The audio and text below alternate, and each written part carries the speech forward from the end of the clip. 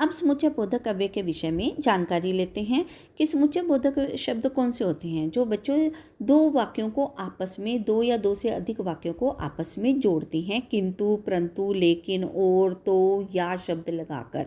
ठीक है बच्चों, जिन वाक्यों के अंदर शब्दों के वाक्यों बनाने के लिए हमें इन शब्दों का प्रयोग करना है तो उसे बोलते हैं समुच्चय बोधक अव्यय।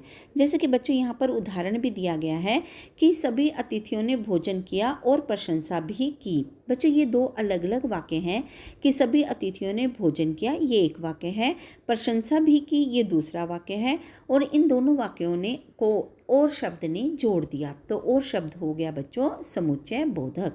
आगे बच्चों समुच्चय बोधक के दो भेद दिए गए हैं, समानाधिकरण समुच्चय बोधक और व्यधिकरण समुच्चय बोधक। चलिए अब अगले भेद पर चलते हैं। वेरी इंपॉर्टेंट विस्मयादि बोधक अव्यय। बच्चों ये कौन से शब्द होते हैं जो वाक्य में खुशी, घृणा, शोक, भय और आश्चर्य आदि भावों को प्रकट करते हैं। तो चलिए इन भावों के विषय में भी हम जानकारी लें। तो बच्चों जब हम बहुत खुश होते हैं तो वहाँ पर हर्ष सूचक विस्मयादि बोधक का प्रयोग करते हैं। तो हर्ष के लिए यानी खुशी के लिए हम किन किन शब्दों का प्रयोग करते हैं? आहा, वाह, शाबाश, वाह वाह आदि। तो जैसे यहाँ पर उदाहरण दिया, वाह वाह तुमने कमाल का ढोल बजाया, यानी कि खुश होकर कहा। उसी प्रकार बच्चों शोक सूचक यानी कि दुख में हम किन किन शब्दों का प्रयोग करते हैं? हे राम, हाय, हाय हाय, बाप रे बाप आदि। तो यहाँ पर उदाहरण है कि हे राम बच्चा इतना क्यों रो रहा है। उसके बाद आता है विस्मय सूचक यानी कि वही आश्चर्य और शोक के भाव, ओह, अरे, क्या, सच में आदि। यानी कि आप जब इन शब्दों का प्रयोग करेंगे तो आपके फेस से ऐसे भाव नजर आएंगे, ओह, अरे, क्या, सच आदि। तो बच्चों इसका भी एक उदाहरण दिया, क्या तुम्हारी चोरी की हुई गाड़ी वापस मिल गई। यहाँ पर हमें आश्चर्य हो रहा है।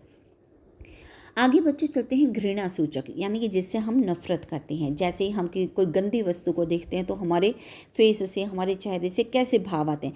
छी छी, धत, छी आदि। ठीक है बच्चों, तो वहाँ पर घृणा सूचक आता है।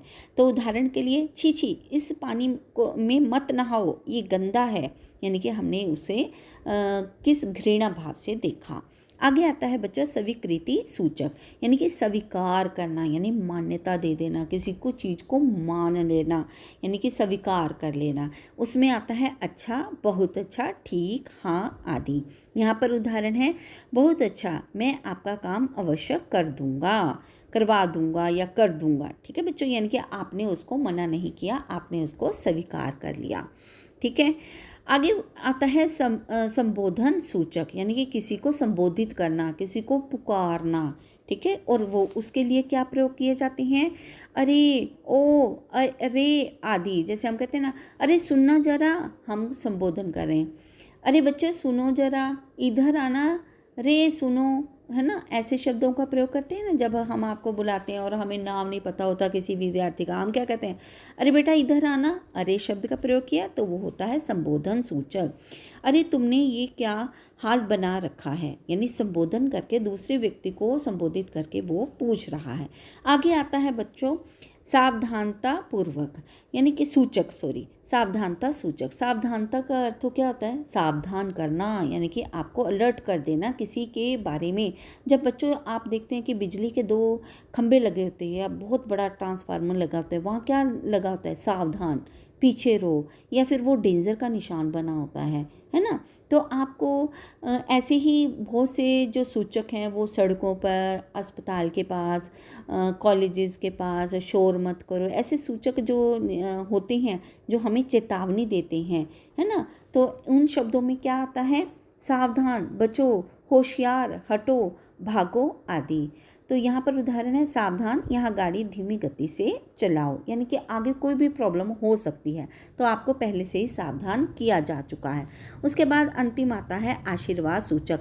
जब हम किसी को ब्लेसिंग देते हैं तो वहाँ उसके लिए कौन से शब्दों का प्रयोग किया जाता है? जियो, जीते रहो, जुग जुग जियो, दीर्घायु भव आदि। तो यहाँ पर उदाहरण है, जीते रहो, भगवान तुम्हें सदा खुश रखे। यानी कि जब हम कहीं बच्चों सफ़र के लिए निकलते हैं तो हम कहते हैं ना, हैप्पी जर्नी, है ना। कोई किसी को ठीक करने के लिए कहते हैं, कोई बीमार है तो गेट वेल सून, यानी कि आप जल्दी से ठीक हो जाएं, तो ये हमारी ब्लेसिंग होती है। तो वहाँ पर आता है आशीर्वाद सूचक। तो बच्चों, इस पाठ को आप अपनी पुस्तक में अवश्य पढ़ें। धन्यवाद।